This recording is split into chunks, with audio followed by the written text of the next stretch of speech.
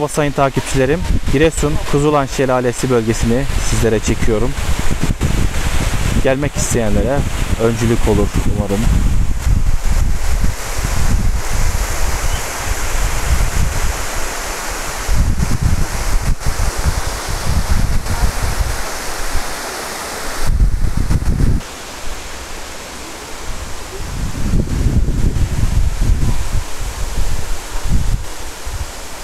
Doğası ve yeşiliyle baş başa güzel bir yer.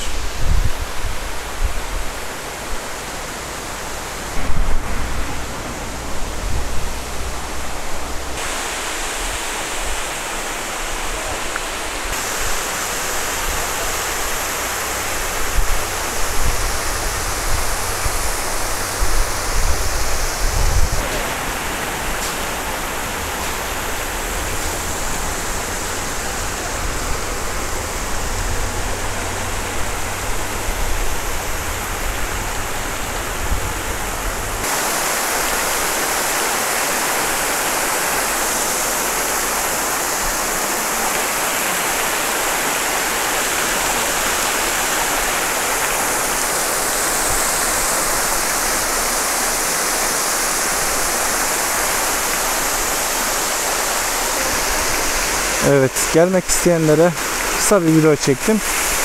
Birazdan Mavi Göl, meşhur Mavi Göl'ü de çekeceğiz.